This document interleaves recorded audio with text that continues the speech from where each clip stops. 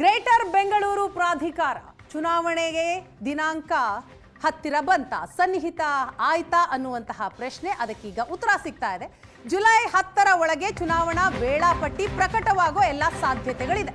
GBA ವ್ಯಾಪ್ತಿಯ 5 ನಗರ ಪಾಲಿಕೆ ಚುನಾವಣೆ ಘೋಷಣೆಗೆ ಕಾಲ ಸನ್ನಿಹಿತ ಆಗಿದೆ. ಜುಲೈ 10ರ ಒಳಗೆ ಚುನಾವಣಾ ವೇಳಾಪಟ್ಟಿ ಪ್ರಕಟವಾಗುವ ಸಾಧ್ಯತೆ ಇದೆ. ಆಗಸ್ಟ್ 3ನೇ ವಾರದಲ್ಲಿ ಜಿಬಿಎ ಚುನಾವಣೆಗೆ ಮತದಾನಕ್ಕೆ ದಿನ ನಿಗದಿನ ಆಯೋಗದಿಂದ ಮತಗಟ್ಟೆಗಳ ಗುರುತು, ಸಿಬ್ಬಂದಿ ನಿಯೋಜನೆ ಪ್ರಕ್ರಿಯೆ ನಡೆದಿದೆ. ಜಿಬಿಎ ಚುನಾವಣೆಗೆ ಎಸ್ಐಆರ್ ಅನ್ವಯಿಸಲ್ಲ ಅಂತ ಸುಪ್ರೀಂ ಕೋರ್ಟ್ ಹೇಳಿದೆ. ಚುನಾವಣಾ ಆಯೋಗದಿಂದ ಈಗ ಅಂತಿಮ ಮತದಾರರ ಪಟ್ಟಿ ಬಹುತೇಕ ಸಿದ್ಧವಾಗಿದೆ. ಆಗಸ್ಟ್ 31ರ ಒಳಗೆ ಚುನಾವಣೆ ಮುಗಿಸೋದಕ್ಕೆ ಸುಪ್ರೀಂ ಕೋರ್ಟ್ ಆದೇಶ ಕೊಟ್ಟಿದೆ. ಸುಪ್ರೀಂ ಕೋರ್ಟ್ನ ಆದೇಶದ ಹಿನ್ನೆಲೆಯಲ್ಲಿ ಚುನಾವಣಾ ಆಯೋಗ ಎಲ್ಲ ಸಿದ್ಧತೆಗಳನ್ನು ಮಾಡಿಕೊಳ್ತಾ ಇದೆ. ವೇಳಾಪಟ್ಟಿ ಪ್ರಕಟವಾದ ತಕ್ಷಣವೇ ಬೆಂಗಳೂರಿನಲ್ಲಿ ನೀತಿ ಸಂಹಿತೆ ಜಾರಿಯಾಗುತ್ತೆ. ಸುಪ್ರೀಂ ಕೋರ್ಟ್ ಆದೇಶದ ಹಿನ್ನೆಲೆಯಲ್ಲಿ ಈಗ ಚುನಾವಣಾ ಆಯೋಗ ಎಲ್ಲ ರೀತಿಯ ಸಿದ್ಧತೆಗಳನ್ನು ಮಾಡಿಕೊಳ್ತಾ ಇದೆ. ಬೆಂಗಳೂರಿನ 5 ಪಾಲಿಕೆಗಳ ಮೇಲೆ ಹಿಡಿತ ಸಾಧಿಸೋದಕ್ಕೆ 3 ಪಕ್ಷಗಳು ಜಿದ್ದಾಜಿದ್ದಿಯ ಪೈಪೋಟಿ ನಡೆಸ್ತಾ ಇದೆ. ಜಿಬಿಎ ಪಾಲಿಕೆ ಚುನಾವಣೆ ಗೆಲ್ಲೋದಕ್ಕೆ ಕಾಂಗ್ರೆಸ್ ಸರ್ಕಾರದಿಂದ ಗ್ಯಾರಂಟಿ ಅಸ್ತ್ರ ಪ್ರಯೋಗ. ಗ್ಯಾರಂಟಿ ಯೋಜನೆಗಳ ಪ್ರಚಾರಕ್ಕೆ ಕಾರ್ಯಕರ್ತರಿಗೆ ಈಗ ಪಕ್ಷದ ನಾಯಕರು ನಿರ್ದೇಶನವನ್ನ ಕೊಟ್ಟಿದ್ದಾರೆ. ಬಿಜೆಪಿ ಜೆಡಿಎಸ್ ನಾಯಕರಿಂದಲೂ ಕೂಡ ಜನಸಂಪರ್ಕ ಕಾರ್ಯ ಚುರುಕುಗೊಂಡಿದೆ.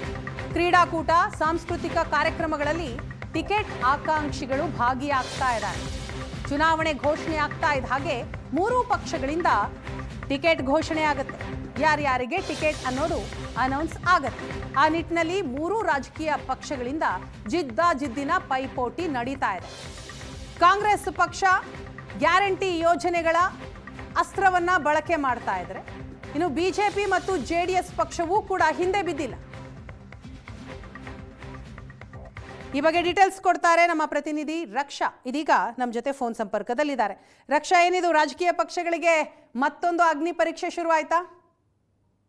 ವೀಣಾ, ಜಿಬಿಎ ಎಲೆಕ್ಷನ್ ಇವತ್ತಾಗುತ್ತೆ, ನಾಳೆ ಆಗುತ್ತೆ, ಇನ್ನು 6 ತಿಂಗಳಿಗೆ 3 ತಿಂಗಳಿಗೆ ಅಂತ ಹೇಳಿ ಸಾಕಷ್ಟು ಬಾರಿ ಮುಂದಕ್ಕೆ ಹೋಗ್ತಾನೆ ಇದೆ. ಆಕಾಂಕ್ಷಿಗಳು ಕೂಡ ಏರಿಯಾ ಲೆವೆಲ್ ನಲ್ಲಿ ತಮ್ಮ ನಾಯಕರ ಜೊತೆನಲ್ಲಿ ಕೆಲಸ ಕಾರ್ಯಗಳನ್ನ ಮಾಡ್ತಾ ಇದ್ರು ಕೂಡ ಬಹಳಷ್ಟು ನಿರೀಕ್ಷೆನ ಇಟ್ಕೊಂಡಿದ್ರು. ಆದ್ರೆ ಜಿಬಿಎ ಎಲೆಕ್ಷನ್ ಆಗ್ಲೇಬೇಕು ಅಂತ ಸುಪ್ರೀಂ ಕೋರ್ಟ್ ಕೊಟ್ಟಿರುವಂತಹ 2ನೆಯ ಒಂದು ಆದೇಶ ಇದು. ಅದು ಅವಧಿಯನ್ನ ಇನ್ಯಾವುದೇ ರೀತಿಯಾದಂತಹ ಕಾರಣಗಳನ್ನು ತೆಗೆದುಕೊಂಡು ನಮ್ಮ ಮುಂದೆ ಬರೋ ಆಗಿಲ್ಲ, ಚುನಾವಣೆ ನಡೆಸಿಯೇ ಬರಬೇಕು ಅನ್ನುವಂತಹ ತಾಕೀತನ್ನ ಸುಪ್ರೀಂ ಕೋರ್ಟ್ ಮಾಡಿದೆ. ಹಾಗಾಗಿ ಚುನಾವಣೆ ನಡೆಸುವಂತಹ ಅನಿವಾರ್ಯತೆಗೆ ಇದೀಗ ಸರ್ಕಾರ ಹಾಗೂ ಚುನಾವಣಾ ಆಯೋಗ ಬಿದ್ದಿರ್ತಕ್ಕಂಥದ್ದು. ಹಾಗಾಗಿ ಚುನಾವಣೆ ನಡೆಸಲಿಕ್ಕೆ ಎಲ್ಲಾ ರೀತಿಯಾದಂತಹ ತಯಾರಿಗಳನ್ನು ನಡೆಸ್ಕೊಂತಾ ಇದೆ.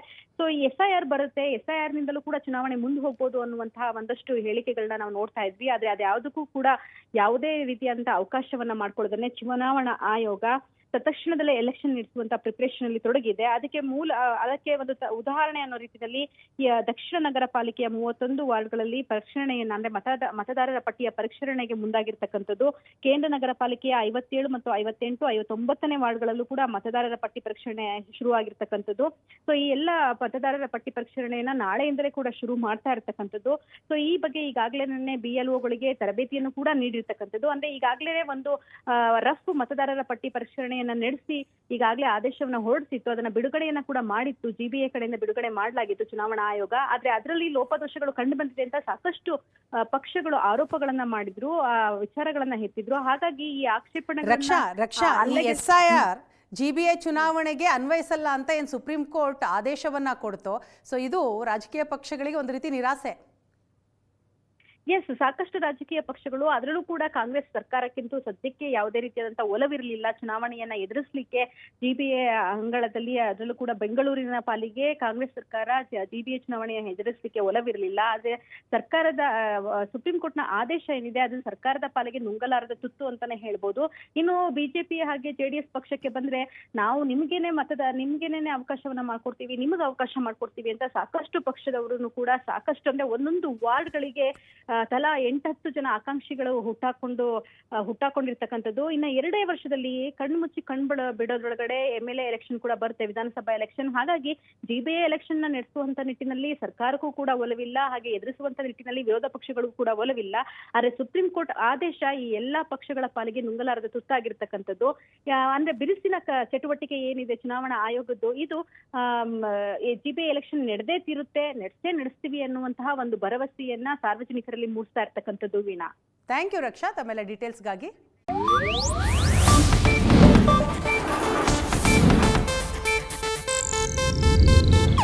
ಇದು ಏಷ್ಯಾನೆಟ್ ನ್ಯೂಸ್ ನೆಟ್ವರ್ಕ್ ಪ್ರಸ್ತುತಿ.